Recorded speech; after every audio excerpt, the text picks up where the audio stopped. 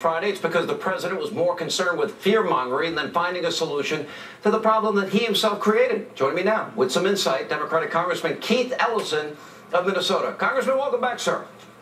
You bet. I guess that's what we can describe as staying on message, something the Democratic Party, I would argue, is very good at.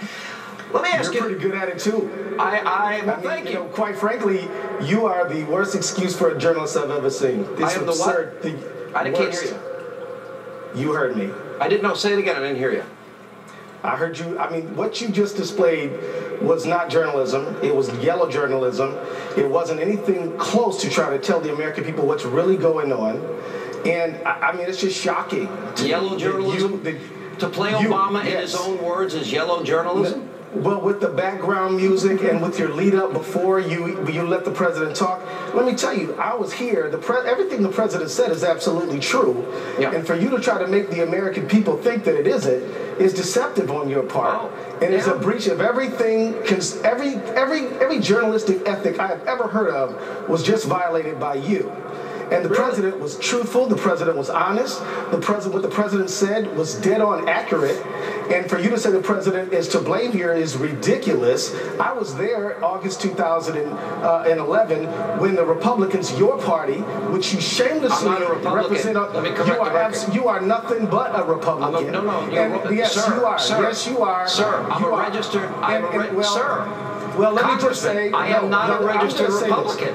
I'm a registered conservative. You are a shill for the Republican Party. I am a registered conservative, sir. You alibi them constantly. You alibi them 100% of the time. Keep going. Keep ranting. Okay, well, good. Let me just say this. What the president said is absolutely true.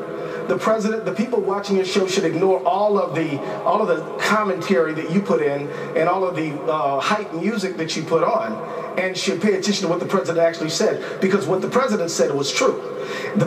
You, by the way, are inaccurate when you say that the president is to blame here. He's not. It was the Republicans in August 2011 said that they were going to cause the American economy to default on debts we already acquired unless they got deep and substantial cuts. And we ended up with a downgrade because of what the Republicans did. And after that, we set up this thing called the super committee.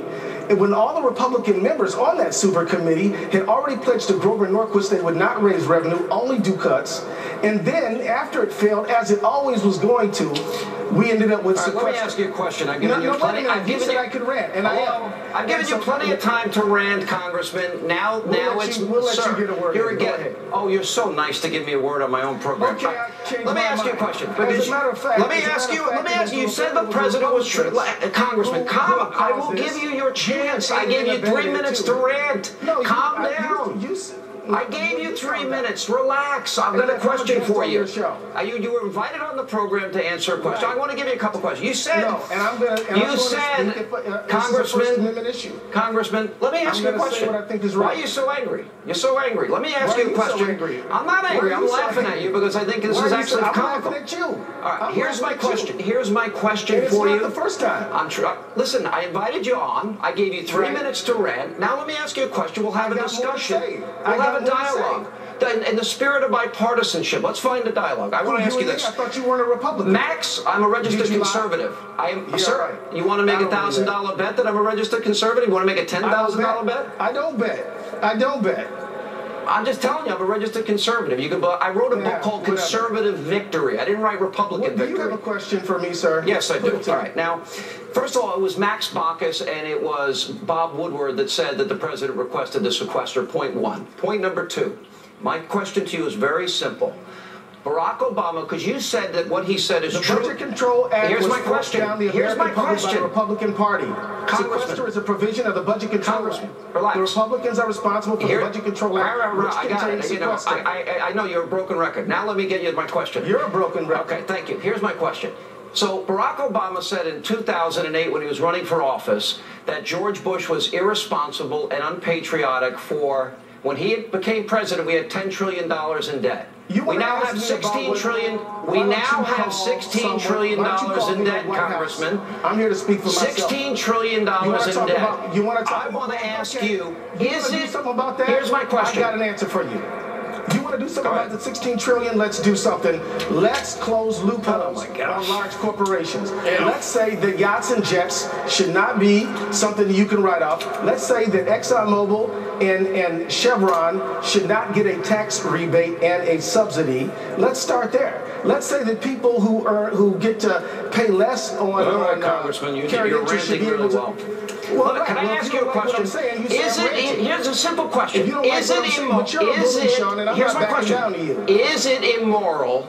Is it immoral to put 16 and a half? I'm immoral? What did I do that's immoral? I didn't do anything that's immoral. You say things that aren't true. Give me one example, sir. Well, to try to say that it is the president's fault and he is to blame is wrong, and it's a lie. It's not his fault that we have 16 trillion in debt. He didn't add $6 trillion. We didn't add $6 trillion to the debt since he's been president. No. We did add $6 trillion to debt since he's been president. What about the other 10? All right, let's talk about the other 10. Congressman, you are a total waste of time. I'm moving on because our audience deserves better. Thank you for being with us. I tried to give you a fair shot. And coming up, today.